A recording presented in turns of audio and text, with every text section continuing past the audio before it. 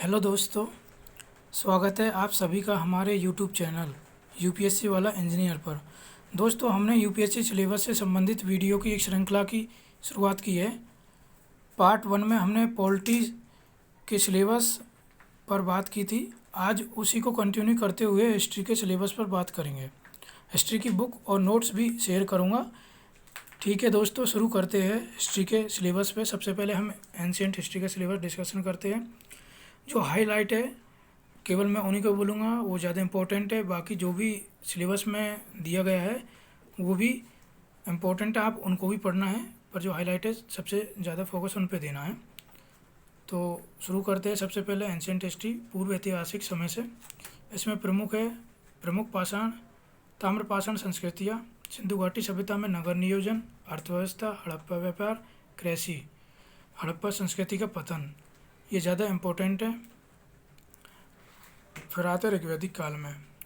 ऋग्वैदिक काल में हम देखेंगे सामाजिक संस्था, अर्थव्यवस्था, धार्मिक व्यवहार और संस्कृति। फिर देखेंगे उत्तर वैदिक काल में सामाजिक संगठन और वर्णन व्यवस्था, धार्मिक व्यवहार और संस्कृति। तो इसके अंदर यही है कि सामाजिक संगठन कैसे था उस समय, वर्ण व्यवस्था कैसी थी, धर्म से संबंधित क्या था, वहाँ की संस्कृति की थी, अर्थव्यवस्था कैसी थी, कृषि, पशुपालन किस तरह का था। तो इनसे संबंधित क्वेश्चन पूछे जाते हैं प्रीलिम्स और मेंस दोनों में ही। आगे देखते हैं जैन धर्म, बौद्ध धर्म, जो कि बहुत ज़्यादा इंपॉर्टेंट है। लगभग हर साल इनसे क्वेश्चन आते हैं दोनों से ही, और इनको थोड़ा डीप में जाके पढ़ने की ज़रूरत है। तो जैन धर्म के अंदर जैन धर्म का साहित्य, बौद्ध धर्म के अंदर बुद्ध की शिक्षाएँ, बौद्ध धर्म का साहित्य हो गया। गिरावट के कारण, तो बुद्ध धर्म, जैन धर्म और इनमें गिरावट के कारण क्या है, मेंस के पर्पज से काफ़ी इम्पोर्टेंट है। साथ ही जो सिंधु घाटी सभ्यता है, हड़प्पा सभ्यता, इनका मतलब जो पतन का कारण है वो भी कई बार उनसे क्वेश्चन पूछे जाते हैं। तो हम आगे चलते हैं। महाजनपद काल। महाजनपद काल में आता है कि कौन कौन से जो महाजनपद थे 16, उनमें से कौन सा गणतंत्रात्मक है, कौन सा राजतंत्रात्मक है, और जो 16 महाजनपद है उनकी राजधानी क्या थी, मगध उनमें सबसे ज़्यादा इम्पोर्टेंट है। फिर आगे चलते थे सिकंदर का आक्रमण, समाज और शहरी केंद्रों का उदय, अर्थव्यवस्था, प्रशासन की प्रणाली इम्पोर्टेंट है। मौर्य साम्राज्य, तो मौर्य साम्राज्य में हम देखेंगे मेगास्थनीज को, अशोक के शिलालेख और स्थल, अशोक और बौद्ध धर्म की अशोक नीति, मौर्य साम्राज्य, ये ज़्यादा इम्पोर्टेंट है। साथ ही विदेश संबंध, अशोक के समय विदेशी संबंध भारत किस तरह के थे, मौर्य का पतन किस तरह का, किन वजहों से, किन कारणों से हुआ था, ये इम्पोर्टेंट है। फिर मौर्योत्तर भारत में देखेंगे तो मौर्योत्तर भारत में समाज, जातियों का विकास, शुंग और कण्वी वंश, इसमें कनिष्क है वो सबसे ज़्यादा इम्पोर्टेंट है इसमें। फिर इसके बाद हम देखते हैं नेक्स्ट में गुप्त काल, कि गुप्त काल से कौन कौन से टॉपिक ज़्यादा इम्पोर्टेंट है। वो है गुप्त प्रशासन। एक तो गुप्तों का जो प्रशासन था वो किस तरह का था, साथ में समाज, धर्म और संस्कृति किस तरह की थी, गुप्त काल में नगरीय केंद्र किस तरह का था, विज्ञान और तकनीक किस तरह का था, वहाँ पे साहित्य कैसा था। फिर आते हर्षवर्धन काल। तो हर्षवर्धन काल में हम देखेंगे सबसे पहले कि हर्ष और बौद्ध धर्म, प्रशासन, समाज और संस्कृति तीनों इम्पोर्टेंट है उस लिहाज से। फिर संगम काल में दक्षिण भारतीय राजवंश, इसमें देखेंगे हम संगम साहित्य, दक्षिण भारतीय राजवंश, इसके अंदर आता है आपका चोल है, चेर है, पांड है, और इसके साथ ही आपको जो संगम राजनीति है, समाज और संस्कृति कैसी थी संगम काल में, संगम काल की अर्थव्यवस्था कैसी थी, उससे संबंधित क्वेश्चन देखने को मिलते हैं। तो हम नेक्स्ट चलते हैं दोस्तों। यहाँ तक आपका जो एंशिएंट हिस्ट्री था उसका सिलेबस वो कंप्लीट हो गया है डिटेल में। अब हम नेक्स्ट जो मिडिवल हिस्ट्री है उसका सिलेबस देखेंगे। तो मिडिवल हिस्ट्री में भी हम वैसे ही करेंगे सेम, जो ज़्यादा इंपॉर्टेंट हाईलाइट है उनके बारे में बताता जाऊँगा, बाकी सारे टॉपिक है आपको उनको भी देखना है। और इसकी जो PDF है वो आपको प्रोवाइड करवा दी जाएगी, डिस्क्रिप्शन लिंक में उसका दे दिया जाएगा, डिस्क्रिप्शन बॉक्स में उसका लिंक है, वहाँ से जाके आप उसको डाउनलोड कर सकते हैं। तो अब हम स्टार्ट करते हैं मिडिवल इंडिया। इसमें सबसे पहले आएंगे प्रारंभिक काल के प्रमुख राजवंश 1750 से लेकर 1200 तक के। तो प्रतिहार देखेंगे 8वीं से 10वीं शताब्दी में। इसके साथ ही पाल आ जाएगा, त्रिपक्षीय संघर्ष है इसमें, ये ज़्यादा इम्पोर्टेंट है। फिर आएगा आपका पल्लवी वंश, चालुक्य, राष्ट्रकूट वंश। फिर आएगा चोल और अन्य दक्षिण भारतीय राज्य। इसमें आएगा चोलों का प्रशासन कैसा था, उनकी सामाजिक आर्थिक जीवन कैसा था, शिक्षा और साहित्य। ये जो तीनों है यही इम्पोर्टेंट है आपके, इनसे क्वेश्चन बनता है कि उनका प्रशासन कैसा था, सामाजिक आर्थिक जीवन, शिक्षा, साहित्य, ठीक ठाक क्वेश्चन आते हैं इनसे। नेक्स्ट देखते हैं हम लोग प्रारंभिक मुस्लिम आक्रमण। प्रारंभिक मुस्लिम आक्रमण में सब गजनी हो गया, गजनी के महमूद, मोहम्मद गोरी, इनको देखेंगे। इसके बाद आता है आपका जो सबसे बहुत इम्पोर्टेंट है, इसमें दिल्ली सल्तनत है, ये अपने आप में एक इम्पोर्टेंट है दिल्ली सल्तनत। तो इसके अंतर्गत हम देखते हैं गुलाम वंश, खिलजी वंश, तुगलक वंश, तीनों। फिर आगे चलते हैं, इसके बाद आता है आपका लोधी वंश। और फिर प्रशासन, समाज और संस्कृति कैसी थी, क्वेश्चन यहीं से आता है कि कौन सा शासन है, खासतौर पर यूपीएससी में कि कौन सा शासन है, कब कब आया, इससे क्वेश्चन कम आते हैं। क्वेश्चन यहाँ से आएगा इनकी प्रशासन व्यवस्था कैसा था, वहाँ की कृषि कैसी थी, समाज और संस्कृति कैसी थी, वहाँ की अर्थव्यवस्था किस तरह की थी।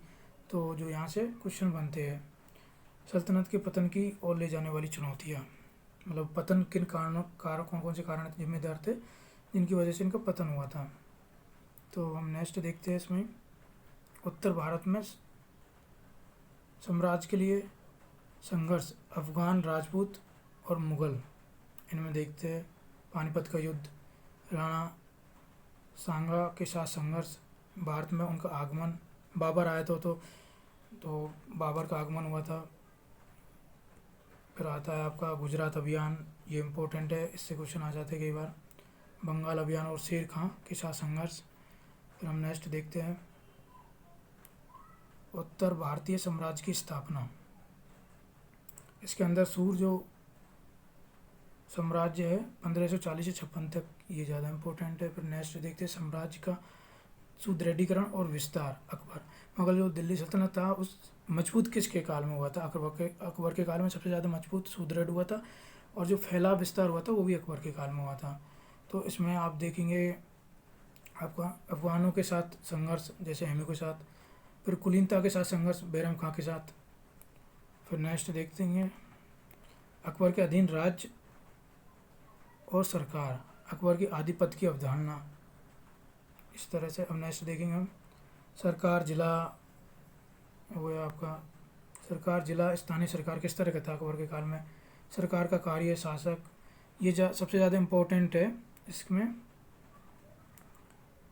भूमि, राजस्व प्रणाली, देहसाला प्रणाली, मनसबदारी प्रणाली और सेना। मनसबदारी प्रणाली, देहसाला प्रणाली मेंस में क्वेश्चन भी पूछे गए मनसबदारी प्रणाली से यूपीएससी में, और प्रीलिम्स के लिहाज से भी वेरी वेरी इंपॉर्टेंट है ये तो,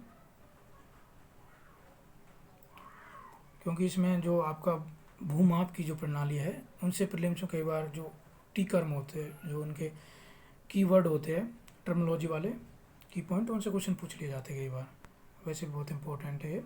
नेक्स्ट देखते हैं हम अकबर के धार्मिक विचार।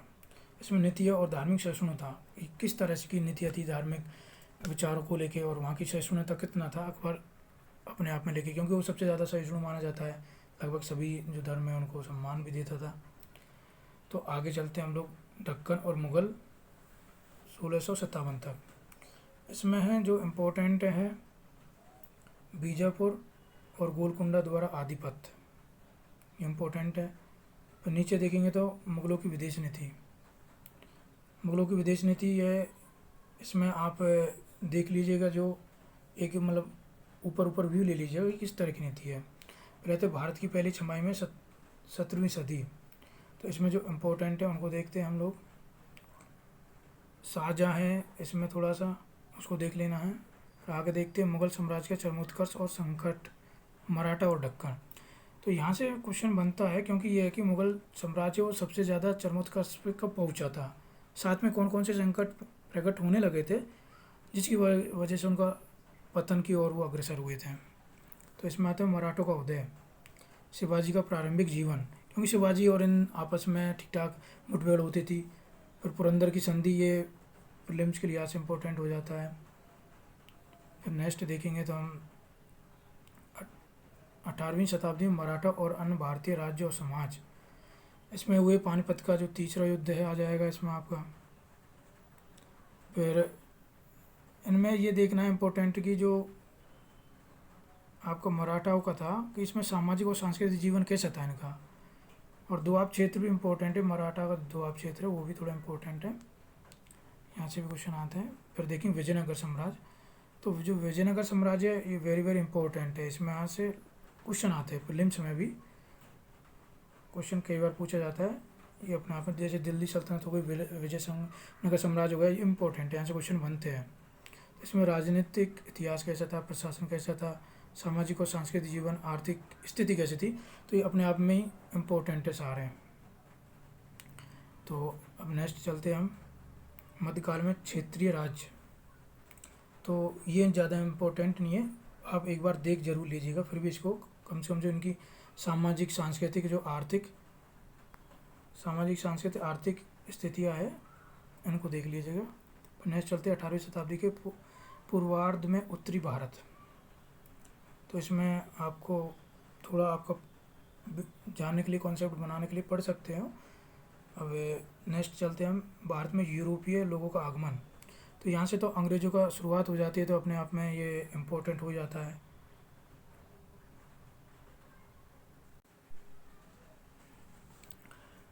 तो दोस्तों यहाँ पे आपका जो आर्थिक जीवन पैटर्न और संभावनाएं थी, ये आपका मिडिवल हिस्ट्री का जो सिलेबस है डिटेल में वो कंप्लीट हो गया है।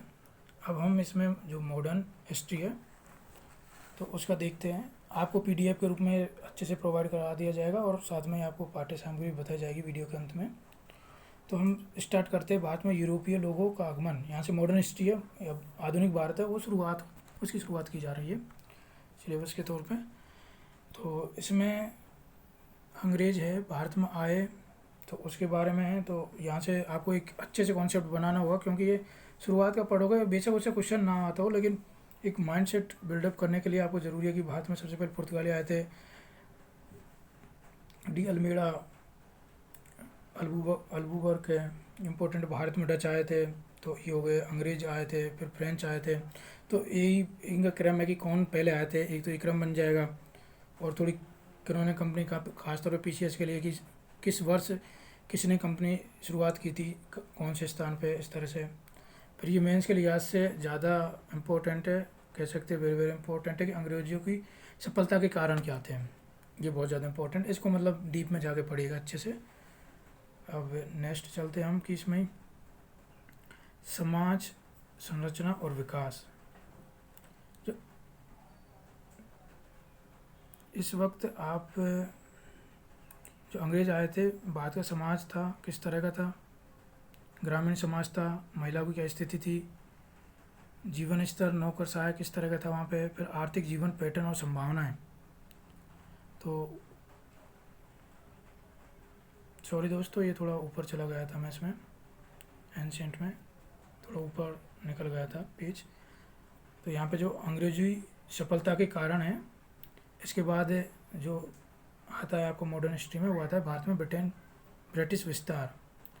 जो भारत में ब्रिटिश विस्तार किस तरह से हुआ था, तो वो आता है कि एंग्लो सिख युद्ध। तो युद्ध आपके बहुत ज़्यादा इम्पोर्टेंट है नहीं ये एग्ज़ाम के लिहाज से, लेकिन आपको एक कॉन्सेप्ट बिल्डअप करवाएंगे।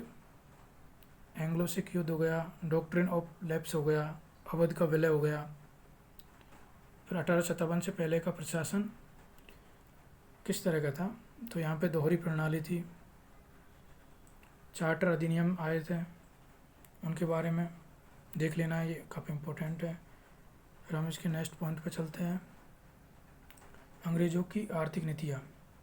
अंग्रेज़ों की आर्थिक नीतियाँ कौन कौन सी थी, ये इम्पोर्टेंट है प्रीलिम्स और मेंस दोनों के लिहाज से, कि व्यापारिकता का चरण 1757 से 1813 तक कंपनी का एक तरफा जो अधिकार था भारत में व्यापार का वो था। फिर इससे 1813 के बाद कंपनी का धीरे धीरे किया गया, मतलब 1813 में से तो केवल चाय और चीन के साथ व्यापार था, उसको छोड़ के बाकी सभी जो व्यापार था वो बंद कर दिया गया था। 1833 में संपूर्ण रूप से कंपनी को जो व्यापारिक अधिकार थे वो समाप्त कर दिया।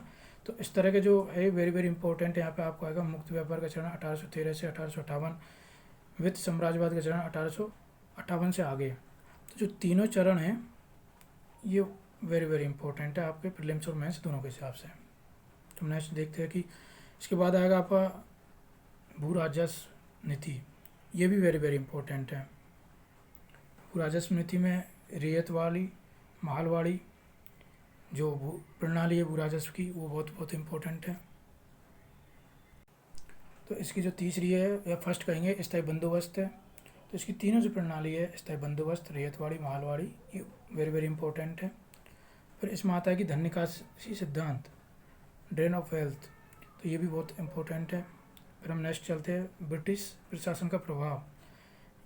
यहाँ से मॉडर्न इंडिया से क्वेश्चन लगभग सबसे ज़्यादा आते हैं। तो इसमें आपको जो ब्रिटिश प्रशासन के प्रभाव में औद्योगिक का कारीगरों का विनाश और हस्तशिल्प पुरुष मतलब हस्तशिल्प उद्योगों का विनाश किस तरह हुआ था वो इम्पोर्टेंट है। ठहराव और कृषि की गिरावट कि ब्रिटिश प्रशासन की वजह से कृषि में किस तरह गिरावट आई थी वो भी इम्पोर्टेंट है। 1857 का विद्रोह अपने आप में एक इम्पोर्टेंट है। इसमें विद्रोह के कारण कौन कौन से थे, केंद्र और विद्रोह का प्रसार कि कारणों में ये सब कारण आ जाएंगे। और इसमें विद्रोह की विफलता के कारण, तो कई बार ऐसे पूछा जाता है कि क्या 1857 का विद्रोह पूरी तरह असफल था। तो मेंस के लिहाज से काफ़ी इंपॉर्टेंट है, आपको कारणों को अच्छे से पढ़ोगे तो इसका अच्छा आएगा। फिर परिणाम 1857 के विद्रोह का परिणाम क्या हुआ, तो यहाँ से मतलब अच्छे से डीप में जाके पढ़ना होगा आपको ताकि आपका जो कॉन्सेप्ट बने। फिर 1857 के बाद प्रशासनिक परिवर्तन, तो इसमें आप देखेंगे कि कौन कौन से जो परिवर्तन ये होते, रियासतें थी।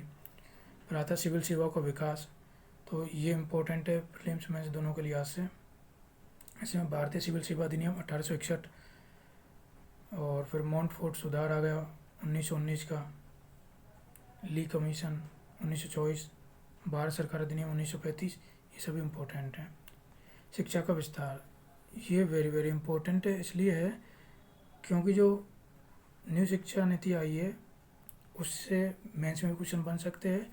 और शिक्षा से संबंधित जब देश गुलाम था, अंग्रेज़ों का शासन था, तब क्या हुआ था, या फिर हमारा देश जब एंशियंट मिडिवल काल में भी शिक्षा से संबंधित कौन कौन से भारत में प्रावधान थे, सब इम्पोर्टेंट है उस हिसाब से। तो आपको एक पूरा इसका कॉन्सेप्ट वो बनना पड़ेगा। प्रीलिम्स में क्वेश्चन आ जाता है कि 1813 का एक्ट था, पाँचवादी आंग्लवादी विवाद था, इसके बाद था कि थॉमस के क्या प्रभाव थे, वुड्स डिसस्पैच क्या था, अंडर एजुकेशन आयोग बना था, फिर सरकारी संकल्प शिक्षा नीति 1913, शेडलर विश्वविद्यालय आयोग है।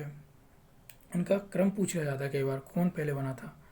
फिर हार्टोग समिति इम्पोर्टेंट है, कोठारी शिक्षा आयोग है। अब मेंस में यदि शिक्षा से रिलेटेड कोई भी क्वेश्चन आता है तो आप यदि इन सब का जिक्र करोगे विद सन के साथ तो अपने आप में केवल पॉइंट से बड़ा अच्छा प्रभाव पड़ेगा क्वेश्चन पे। प्रेस का विकास, तो किस तरह प्रेस का विकास हुआ था अंग्रेजों के समय, विभिन्न प्रकाशन और पत्रिका है। तो पत्रिका और किसने प्रकाशित किया था, ये दोनों प्रीलिम्स से पूछा जाता है। आपको क्रम पूछ लेगा कि किसने कौन सी पत्रिका जारी की थी। वर्नाकुलर एक्ट 1878, काफ़ी सारे एक्ट आए थे जिनमें ये वर्नाकुलर प्रेस एक्ट 1878 है, सॉरी 1878, ये सबसे ज़्यादा इम्पोर्टेंट है। फिर नेक्स्ट देखते हैं हम सामाजिक धार्मिक सुधार। ये अपने आप में काफ़ी इम्पोर्टेंट है कि सामाजिक धार्मिक सुधार कौन कौन से होते हैं अंग्रेजों के समय। व्यक्तित्व, तो इसमें सामाजिक धार्मिक सुधार है, इनमें मतलब जो रोल निभाया या भारत में जो सामाजिक कुरीतियाँ है, अंधविश्वास है, उनमें जो इम्पोर्टेंट रोल निभाया। तो जो ये व्यक्तित्व है सबसे ज़्यादा इम्पोर्टेंट है। क्वेश्चन लगभग हर साल आता है, किसी न किसी से आता ही है, प्रीलिम्स में भी आता है और मेंस में भी आपको इनका जिक्र करना ही पड़ेगा लगभग मॉडर्न हिस्ट्री में। तो इसमें सबसे जो इम्पोर्टेंट है राजा मोहन राय हो गया, स्वामी विवेकानंद हो गया, स्वामी दयानंद सरस्वती, ईश्वर चंद्र विद्यासागर। तो इस तरह के क्वेश्चन बनेंगे इनसे कि इनका क्या योगदान रहा भारतीय समाज में। फिर आता है एनी बेसेंट, ये तो आप लगा के चलो 5 star, very very important. Annie Besant, Jyotiba Phule, doctor Bhimrao Ambedkar.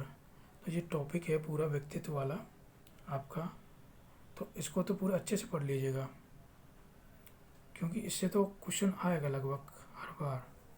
5 star समझ के चलो इसे 5 स्टार। उसके बाद आता है किसान, आदिवासी और अन्न आंदोलन। तो आंदोलन वेरी वेरी इंपॉर्टेंट, ये टॉपिक है जिससे हर बार क्वेश्चन आते हैं, हर बार लगभग। तो इसमें आदिवासी आंदोलन है वो इम्पोर्टेंट है। फिर हम नेक्स्ट देखते हैं कि जैसे इसमें जो भील विद्रोह, कोल विद्रोह, संताल विद्रोह, जयंतिया हो गया, ये सारे जो विद्रोह है, रंपा विद्रोह, मुंडा विद्रोह, कोंडा दूर विद्रोह, ताना भगत आंदोलन, तो किसान आंदोलन आ जाएंगे, ये सब इम्पोर्टेंट है इनमें। किसान आंदोलन में चंपारण, खेड़ा किसान आंदोलन हो जाएगा, बारडोली, मोपला, तेगबागा, तेलंगाना, ये सारे इम्पोर्टेंट पढ़ने हैं आपको, कि नेतृत्वकर्ता पढ़ना है और इनका परिणाम पढ़ना है और एक था क्या एक्चुअल में, किससे रिलेटेड है, इस तरह से आपको पढ़ना है इनको। हम नेक्स्ट चलते हैं, क्रांतिकारी राष्ट्रवाद। तो इसमें हम देखेंगे द मॉडरेट कांग्रेस। तो कांग्रेस से तो अपने आप में क्वेश्चन आता है कि 1850 से 1905 कांग्रेस कैसी थी, कि क्या परिवर्तन आया, किस तरह कांग्रेस बनी। द एक्सट्रीमिस्ट 1905 से 1920, तो इनमें आपको देख लेना है। फिर उदारवादियों और उनके बीच अंतर, चरमपंथियों, ये वेरी वेरी इंपॉर्टेंट है, ये 5 स्टार का इंग्लिश है, क्योंकि मेंस में क्वेश्चन आता है कि चरमवादी और उदारवादी दोनों में अंतर क्या था, दोनों में मतभेद हुआ था, कांग्रेस का विभाजन हुआ था, फिर बाद में जाने दोनों एक साथ हो गए। तो मेंस में क्वेश्चन भी कई बार आया है इससे। फिर आता है भारतीय राष्ट्रीय आंदोलन फर्स्ट, 1905 से 1918 तक के बीच का जो आंदोलन था, भारतीय राष्ट्रीय आंदोलन, उसके बारे में। तो आपको इसमें बंगाल का विभाजन 1905 इंपॉर्टेंट है, स्वदेशी आंदोलन बहुत इंपॉर्टेंट है, मुस्लिम लीग 1906, कांग्रेस का सूरत अधिवेशन 1907, जिसमें गरम दल नरम दल दोनों अलग हो गए थे, बहुत इंपॉर्टेंट है। फिर भारतीय परिषद अधिनियम, माल्य मिंटो सुधार 1919, ये इंपॉर्टेंट है। फिर गदर पार्टी 1913, फिर कामागाटा मारू हादसा 1914 इंपॉर्टेंट, लखनऊ समझौता 1916, ये इंपॉर्टेंट है क्योंकि इसमें गरम दल और नरम दल एक हो गए थे। होम रूल आंदोलन 1915 से 1916, अगस्त घोषणा 1917, इनका क्रम याद करना पड़ेगा आपको विद डेट, क्योंकि इससे क्रम भी सही क्वेश्चन पूछा जाता है। एक तो ये किससे संबंधित है, दूसरा कि इनका क्रम कौन सा था, पहले कौन आया था, इस तरह से। फिर आता है भारतीय राष्ट्रीय आंदोलन सेकेंड, 1918 से 1929। तो आपको इसमें जो इम्पोर्टेंट है वो देखना है। चंपारण सत्याग्रह 1917 बहुत इम्पोर्टेंट है, गांधी का रोल रहा है यहाँ से ही। अहमदाबाद मिल हड़ताल 1918, खेड़ा सत्याग्रह 1918, गांधी का रोल रहा। भारत सरकार अधिनियम 1919 है। फिर आता है आपका रोलेट एक्ट और जलियांवाला हत्याकांड, तो ये अपने आप में बहुत इम्पोर्टेंट है। यहाँ से मतलब मेंस फिल्म दोनों में क्वेश्चन आता है। खिलाफत आंदोलन हो जाएगा, ये भी इम्पोर्टेंट है। फिर इसके बाद हम चलते हैं आगे, क्योंकि गांधीवादी आंदोलन आ रहे सारे, गांधी ने ठीक ठाक भूमिका निभाई थी, तो ये अपने आप में सारे के सारे 5 स्टार वाले टॉपिक चल रहे हैं। और क्योंकि जो हाईलाइट किया वो इनसे क्वेश्चन मोस्टली आते हैं, तो सबसे पहले इनको अच्छे से पढ़ना है और डीपली पढ़ना है इनको। असहयोग आंदोलन 1920 से 22। फिर आता है स्वराज, तो कांग्रेस का जो कानपुर अधिवेशन है उसका डेट देख लेना किससे संबंधित था, ये भी देख लेना हल्का। स्वराज पार्टी और उसका मूल्यांकन, मेंस में भी क्वेश्चन बनता है। Simon commission very very important, 1927 में गठन हुआ था, 1930 में रिपोर्ट सौंपी थी और सारे इसके 7 सदस्य थे अंग्रेज थे, तो इसका विरोध किया गया। बारडोली सत्याग्रह हो गया, आपका इम्पोर्टेंट है। नेहरू रिपोर्ट है, जिन्ना 14 सूत्री कार्यक्रम, लाहौर अधिवेशन 1919 में, क्योंकि इसमें पूर्ण स्वराज की मांग की गई थी सबसे पहले, तो इम्पोर्टेंट है, इनका क्रम भी याद रखिएगा। फिर नेक्स्ट चलते हैं हम लोग भारतीय राष्ट्रीय आंदोलन पार्ट थर्ड, इसमें 1930 से 1947 तक का देखते हैं हम। नेहरू रिपोर्ट 1928 में आई थी दोस्तों, मैंने एक तो डेट है वो गलत बोल दी है, तो सॉरी उसके लिए। आपको मैं ये बताना चाह रहा हूँ कि सिलेबस में कौन से टॉपिक ज़्यादा इंपॉर्टेंट है और इनका डेट भी इंपॉर्टेंट है, क्रम से क्वेश्चन पूछे जाते हैं कि, तो आप उनको अपने हिसाब से देखिएगा और सिलेबस में जो PDF उससे ही, क्योंकि मैं बोल रहा हूँ 1-2 डेट हो सकता है गलत हो जाए, तो उसके लिए क्षमा चाहूँगा, आगे से मतलब ध्यान भी रखता हूँ उसका। फिर हम आए थे भारतीय राष्ट्रीय आंदोलन के जो पार्ट थर्ड था उस पर 1930 से 1947 में, तो इसमें जो गांधीवादी आंदोलन को गांधी का ठीक ठाक रोल रहा है यहाँ पे, तो ये सब इम्पोर्टेंट है अपने आप में तीनों ही, तो इसको देखेंगे। सभी ने अविगा आंदोलन 1930 से 1931 में, पहला गोलमेज सम्मेलन 1930 में हुआ था, गांधी इरविन समझौता 1931 में हुआ था। 1931 का कराची अधिवेशन है। दूसरा गोलमेज सम्मेलन 1931 में हुआ था। हाईलाइट वाला ज़्यादा इंपॉर्टेंट है, इनको एक बार आप देख लीजिएगा। वैसे पहला पूना पैक्ट 1932 गांधी और डॉक्टर भीमराव अंबेडकर के बीच हुआ था। ये अपने आप में एक हमारा इतिहास के लिए बहुत ज़्यादा इंपॉर्टेंट है। ये 1932 में हुआ था। फिर आता भारत सरकार अधिनियम 1935, ये भी वेरी वेरी इंपॉर्टेंट है।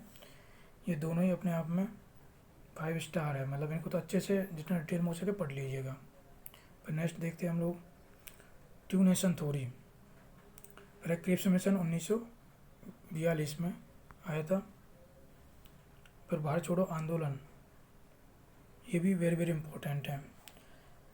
तो इनका क्रम भी याद रखिए, डेट भी याद रखिए। फिर आता है नेक्स्ट में राजगोपालाचारी फार्मूला 1945। फिर कैबिनेट मिशन 1946, ये वेरी वेरी इंपॉर्टेंट है क्योंकि यहाँ से हमारी जो संविधान सभा है उसका गठन हुआ था। तो ये आपका इम्पोर्टेंट है बहुत ज़्यादा, अच्छे से पढ़िएगा। कैबिनेट मिशन वेवेल योजना भी है इसके बाद। फिर नेक्स्ट देखते हैं हम लोग जून 1947 की माउंट बेटन योजना और भारतीय स्वतंत्रता अधिनियम 1947, ये दोनों ही अपने आप में एक इम्पोर्टेंट है, इन दोनों को अच्छे से पढ़िएगा। फिर इसके बाद आता है कि ब्रिटिश भारत के दौरान गवर्नर जनरल, तो गवर्नर जनरल थे सभी इम्पोर्टेंट लिए, पर कुछ बहुत ज़्यादा इंपॉर्टेंट है कि आपको उनको अच्छे से देख लेना है। उनका योगदान है, क्योंकि भारत में उनका कुछ योगदान भी रहा है, अच्छा योगदान भी रहा है उनका, अच्छे काम भी किए उन लोगों ने। बंगाल के गवर्नर जनरल 1773 से 1833 में कौन कौन से थे वो पढ़ने हैं। फिर भारत के गवर्नर जनरल 1832 से 1858, क्योंकि जो 1973 में जो बंगाल का जो गवर्नर जनरल था वो बनाया गया। फिर 1832 में जाकर 1833 में जो बंगाल का गवर्नर जनरल था उसको भारत का गवर्नर जनरल बना दिया गया। फिर आता है आपका ये सारे जो गवर्नर जनरल है उनके नाम है, तो इसमें आपको पढ़ लेना है, इम्पोर्टेंट अच्छा है, थोड़े से ज़्यादा इम्पोर्टेंट है उनको। लॉर्ड लिटन हो गया, रिपन हो गया, डफरिन हो गया, इस तरह से लॉर्ड कर्जन हो गया, लॉर्ड कैनिंग ऊपर था लॉर्ड कैनिंग, ये इस तरह से कुछ इम्पोर्टेंट है। और फिर आप देखेंगे तो ये जेम्स फोर्ड सुधार आ जाएगा, लॉर्ड मिंटो सुधार आ जाएगा, मतलब इम्पोर्टेंट है। फिर आपका आता है यहाँ पे गवर्नर जनरल कुछ है, लॉर्ड इरविन आ जाएगा, क्योंकि लास्ट पेज है तो ख़त्म होने वाला है आपका सिलेबस। लॉर्ड इरविन है, सॉरी लॉर्ड इरविन ये है, और लॉर्ड वेवेल है, लॉर्ड माउंटबेटन है, ये इंपॉर्टेंट है। मतलब आप लगा के चलो तो 10 के आसपास जो ज़्यादा इंपॉर्टेंट है उनको थोड़ा डिटेल से पढ़ लिए, बाकी ना पढ़ो तो भी काम चल जाएगा। भारत में संवैधानिक विकास, ये इम्पोर्टेंट है क्योंकि रेगुलेटिंग एक्ट आया था आपका 1773, पिट्स इंडिया एक्ट 1784, यहाँ से आपका इम्पोर्टेंट है ये सब। फिर इसके बाद आपका जो आता है वो है आपका 1813 का चार्टर एक्ट, 1833 का चार्टर एक्ट, 1853 का हो गया। फिर भारत परिषद अधिनियम 1909 का मार्ले मिंटो सुधार, ये इम्पोर्टेंट है। भारत सरकार अधिनियम 1919 का मोंटेगू जेम्सफोर्ड सुधार, ये भी इम्पोर्टेंट है। फिर भारत सरकार अधिनियम है भारत स्वतंत्रता अधिनियम 1947, ये इम्पोर्टेंट क्योंकि हिस्ट्री में भी है और ये सेम एकदम पॉलिटी में भी आएगा आपका। शुरुआत पॉलिटी की यहीं से होती है, चार्टर एक्ट है, अधिनियम है, तो इनको किसी एक सब्जेक्ट में अच्छे से पढ़ लो। और ये इम्पोर्टेंट भी है, प्रीलिम्स मेंस में दोनों में इसकी भूमिका है ठीक ठाक। प्रीलिम्स में तो क्वेश्चन आते ठीक ठाक इनमें से, और पीसीएस में तो बहुत ज़्यादा क्वेश्चन आते एक्चुअली इसमें से। तो दोस्तों आपका जो सिलेबस है डिटेल वो मैंने कंप्लीट करा दिया गया है। अब इसका जो तो दोस्तों आपका एंशिएंट मिडिवल मॉडर्न हिस्ट्री, इनका सिलेबस डिटेल में कंप्लीट हो गया है। अभी आपका आर्ट एंड कल्चर का बचा है, उसको हम जब नोट्स प्रोवाइड कराएंगे उसके साथ शुरू में उसको डिस्कशन कर देंगे। अभी मैं आपको इनकी जो पाठ सामग्री है उसको दिखा देता हूँ, साथ में कुछ नोट्स है उनको भी दिखा देता हूँ। तो दोस्तों जो आधुनिक भारत है इसके लिए आपके पास 2 बुक है, स्पेक्ट्रम, ये वाला न्यू एडिशन है अभी जो आया एकदम, इससे थोड़ा पुराना एडिशन वाला ये था स्पेक्ट्रम का ही, और साथ में ये आती है आपकी विपिन चंद्र, ये दोनों मॉडर्न हिस्ट्री की बुक्स है। इन दोनों में से आप किसी एक को पढ़ लीजिएगा। एक्चुअल में बात ये ना कि विपिन चंद्रा ये थोड़ी आपको इसमें जो फैक्चुअल चीज़ें डेटा कम मिलेगा, लेकिन कुछ चीज़ें इसमें बड़ी अच्छी कॉन्सेप्ट वाइज है कि एक स्टोरी के रूप में बनता है, कहानी के रूप में चलती रहती है सारी, एक के बाद एक टॉपिक। और स्पेक्ट्रम है, इसमें आपको फैक्चुअल भी चीज़ें मिलेगी, साथ में इसका बड़ा अच्छा ही बात है कि हर चैप्टर के बाद में इसका सारांश दिया होता है, जिसमें सारे जो फैक्ट्स है, डाटा है, इंपॉर्टेंट घटना है, वो सब दी हुई होती है। तो प्रीलिम्स से पहले यदि उनको रिवाइज कर लिया जाए तो बहुत ज़्यादा इंपॉर्टेंट है, फ़ायदेमंद है। तो ये भी आपके लिए अच्छी है, दोनों बुक अच्छी है, आपको जो पसंद आया वो ले लीजिएगा। इसके बाद हम आते हैं प्राचीन भारत का जो परिचय, इसमें जो आर एस शर्मा की बुक है ये इम्पोर्टेंट है। साथ में आप इसके लिए जो एनसीईआरटी वो भी देख सकते हैं प्राचीन भारत के लिए, ये है 11th क्लास की जो एनसीईआरटी है प्राचीन भारत की, वो देख लीजिए, या फिर आप आर एस शर्मा की जो बुक है एंशियंट हिस्ट्री की वो भी देख लीजिए। दोनों में से कोई एक अच्छे से पढ़ लीजिए। कुछ टॉपर्स जो एनसीईआरटी है इसको भी बताते हैं कि जो एनसीईआरटी है प्राचीन भारत की ये भी अच्छी है, काफ़ी सारे टॉपर्स बताते हैं इसको भी। अब आते हैं हम मिडिवल हिस्ट्री। मिडिवल हिस्ट्री में एक तो सतीश चंद्र की है जो बुक है वो भी पढ़ सकते हो आप, या फिर जो एनसीईआरटी 11th क्लास की मध्यकालीन भारत की उसको भी आप पढ़ सकते हो। दोनों ही अपने आप में अच्छी है, दोनों में से किसी एक को पढ़ लीजिएगा। आर्ट एंड कल्चर के लिए नितिन सिंघानिया बुक अपने आप में बेस्ट है, इसके अलावा आप कुछ मत पढ़िएगा, केवल इसको ही पढ़ लीजिएगा। पर इसमें बहुत कम पढ़ना है, मतलब बहुत ही ज़्यादा कम। कुछ सेलेक्टिव टॉपिक्स है जिनसे क्वेश्चन आते हैं और उनको ही पढ़ना है बहुत डिटेल में, लेकिन आपको सेलेक्टिव टॉपिक पढ़ना है। तो मैं नेक्स्ट वीडियो में जो इसके नोट्स अपलोड करूँगा हिस्ट्री के, उसके साथ ही इसका सिलेबस प्लस इस बुक में कौन कौन से जो चैप्टर ज़्यादा इंपॉर्टेंट है उनको पढ़ना है आपको, तो इसका पर्टिकुलर वहीं उसी वीडियो में डिस्क्रिप्शन करूँगा अच्छे से डिस्क्राइब। तो दोस्तों आज की इस वीडियो में आपके लिए इतना ही। हम नेक्स्ट वीडियो बनाएंगे पार्ट 3 जिसमें अलग सिलेबस लाएंगे, और इसका ही जो हिस्ट्री है इसका एक अलग से वीडियो ला देंगे जिसमें नोट्स और आर्ट एंड कल्चर का डिस्क्राइब करेंगे। तो दोस्तों वीडियो देखने के लिए बहुत बहुत धन्यवाद। हमारा यूट्यूब चैनल यूपीएससी वाला इंजीनियर को प्लीज़ सब्सक्राइब करिए, वीडियो को शेयर और लाइक करिए। बहुत बहुत धन्यवाद।